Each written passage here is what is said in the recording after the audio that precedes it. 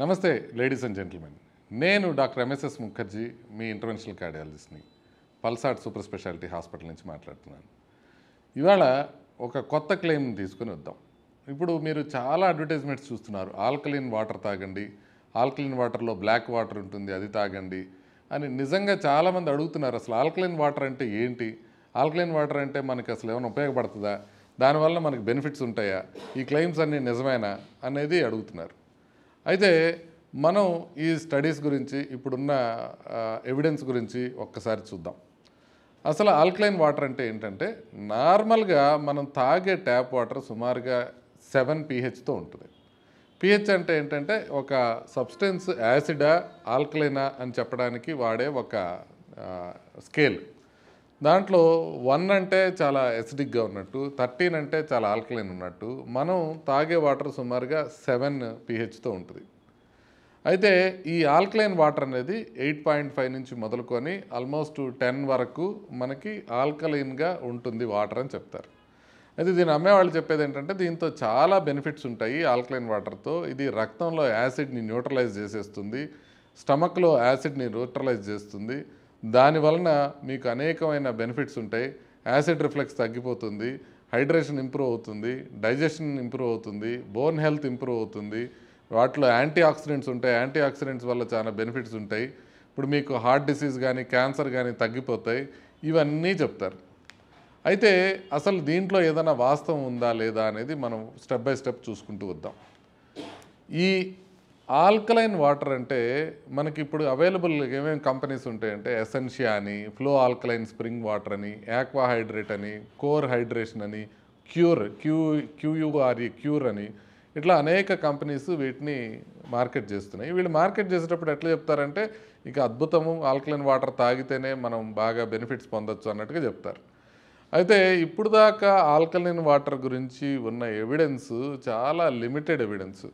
కొన్ని యానిమల్స్ పైన, కొన్ని ఎక్స్పెరిమెంటల్ యానిమల్స్ పైన, కొంతమంది మనుషుల పైన కొన్ని చేసినవి అన్నీ ఉన్నాయి. కానీ ఒక్క స్టడీ మాత్రం కొంత బెనిఫిట్ చూపించడం జరిగింది. ఆ స్టడీ ఏంటంటే 2021లో ఒక 100 మంది పోస్ట్ మెనోపాజల్ ఉమెన్ తీసుకుని వాళ్ళకి ఆల్కలైన్ వాటర్ ఇచ్చినప్పుడు వాళ్ళకి బోన్ డెన్సిటీ మెట్రిక్స్ కొంత బెటర్ అయినాయి అనేది వాళ్ళు చూపించడం జరిగింది.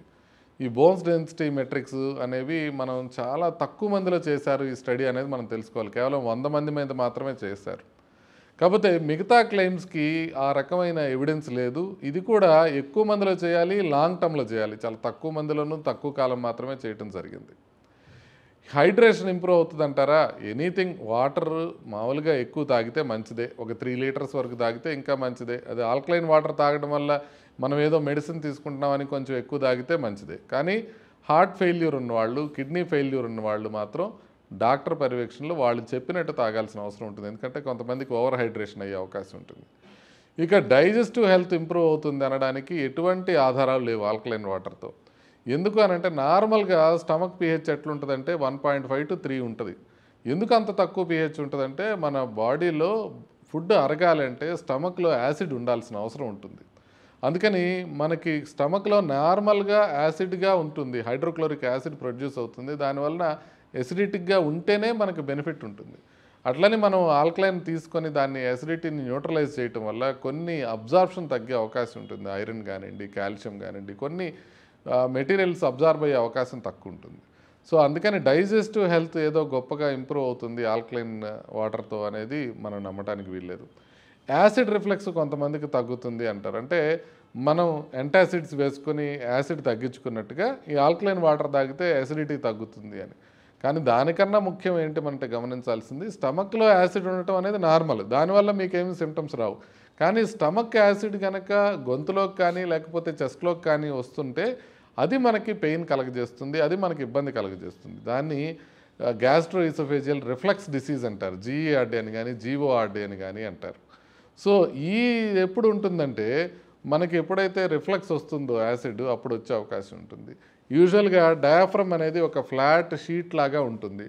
అది స్టమక్కిను చెస్ట్కి మధ్యలో ఒక బ్యారియర్ లాగా ఉంటుంది. దాంట్లోంచి ఈసోఫాగస్ వెళ్ళి ఆ ఈసోఫాగస్ నుంచి స్టమక్ వస్తుంది. ఎప్పుడైతే మనకి డయాఫ్రమ్ స్ట్రెచ్ అవుతుందో బరువు పెరగటం వలన, అప్పుడు ఆ డయాఫ్రమ్లో ఉన్న హోల్స్ పెద్దగా అవుతాయి. దానివలన యాసిడ్ రిఫ్లెక్స్ రావడం ఎక్కువైపోతుంది. కాబట్టి బరువు తగ్గడం అనేది మోర్ ఇంపార్టెంట్ థింగ్ యాసిడ్ రిఫ్లెక్స్ని తగ్గించుకోవడానికి ఆల్కలైన్ వాటర్ కాదు. ఎందుకంటే ఆల్కలైన్ వాటర్ తాగి మనం దాన్ని కంట్రోల్ చేయటం వల్ల మనకి డైజెషన్ కానీ అబ్జార్ప్షన్ కానీ కొంత మేరకు ఇబ్బంది కలిగే అవకాశం ఉంటుంది. ది సెకండ్ థింగ్ ఏంటంటే బరువు తగ్గడంతో పాటుగానే మనం మెంటల్ హెల్త్ని కూడా ఇంప్రూవ్ చేసుకోవాల్సిన అవసరం ఉంటుంది. స్ట్రెస్ అనేది చాలా ఇంపార్టెంట్ థింగ్. యాసిడ్ రిఫ్లెక్స్ డిసీజ్కి స్ట్రెస్ తగ్గించుకుంటే యాసిడ్ రిఫ్లెక్స్ తగ్గే అవకాశం ఉంటుంది. ఇకపోతే బోన్ హెల్త్ గురించి నేను ఆల్రెడీ ఒక స్టడీ చెప్పాను. దీంట్లో ఆల్కలైన్ వాటర్తో కొంత బెనిఫిట్ ఉంటుందని ఒక 100 పోస్ట్ మెనోపాజల్ ఉమెన్లో చెప్పడం జరిగింది. కాకపోతే ఇది ఎక్కువ పెద్ద స్టడీ చేయాల్సిన అవసరం ఉంది. దీనికోసం మాత్రమే ఆల్కలైన్ వాటర్ తీసుకోవడం అనేది కరెక్ట్ కాదు. ఇంకా కొంతమంది ఏం చెప్తారంటే యాంటీ ఆక్సిడెంట్ ప్రాపర్టీస్ ఉంటాయి ఈ ఆల్కలైన్ వాటర్తో, యాంటీ ఆక్సిడెంట్స్ బెటర్ అవుతాయని.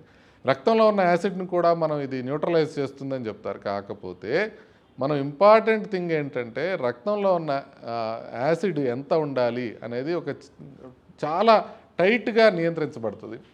రక్తం యొక్క pH 7.35 నుంచి 7.45 వరకు ఉంటుంది. 7.35 కన్నా తగ్గితే ఎసిడోసిస్ అని, 7.45 కన్నా పెరిగితే ఆల్కలోసిస్ అని పిలుస్తాం. ఈ రెండు కూడా ప్రాబ్లమాటికే. రక్తంలో యాసిడ్ 7.35 కన్నా తగ్గుతుందంటే దాన్ని చాలా జాగ్రత్తగా సీరియస్గా తీసుకొని చూడాలి. But majority of the people out side the ఐసీయూలో ఉన్న వాళ్ళకి అట్లా ఉండొచ్చు, కానీ ఐసీయూలో బయట ఉన్న వాళ్ళకి ఎవరికి మీరు బ్లడ్ pH చూసినా కూడా ఈ రెండింటి వాల్యూస్ మధ్యలోనే ఉంటుంది. 7.35 నుంచి 7.45 మధ్యలోనే ఉంటుంది. కాబట్టి ఎటువంటి పరిస్థితుల్లో మనం రక్తం pHని మార్చడానికి ఆల్కలైన్ వాటర్ తీసుకోవాల్సిన అవసరం లేదు.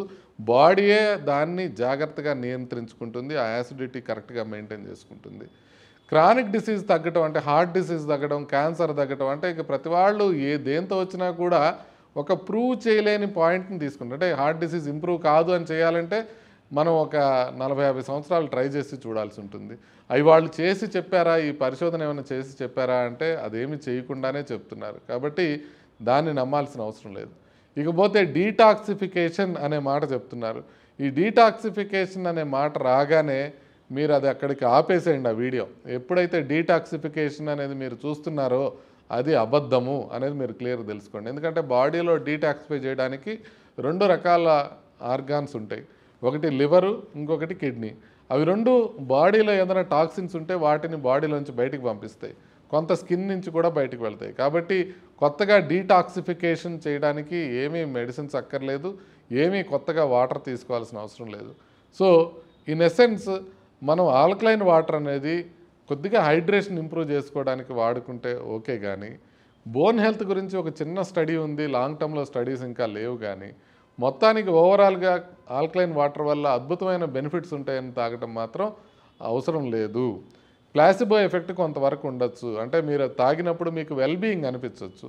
మీరు ఆ వాటర్ ఆల్కలైన్ వాటర్ తాగగానే అబ్బో ఆల్కలైన్ వాటర్ తాగామని ఇంత కాస్ట్ పెట్టి ఒక్కొక్క లీటర్ నేను చూశాను ఇందాకే, లీటర్ వాటర్ దాకా 600 రూపాయల దాకా కొన్నిట్లో ఉంది బ్లాక్ వాటర్, ఆల్కలైన్ వాటర్ అని.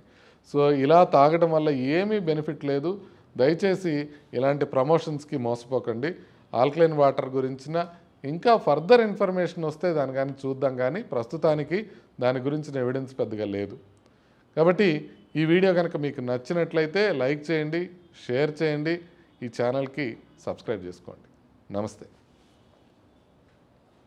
మీకు గనక ఈ ఇన్ఫర్మేషన్ నచ్చినట్లయితే లైక్ చేయండి, షేర్ చేయండి, ఈ ఛానల్కి సబ్స్క్రైబ్ చేయండి.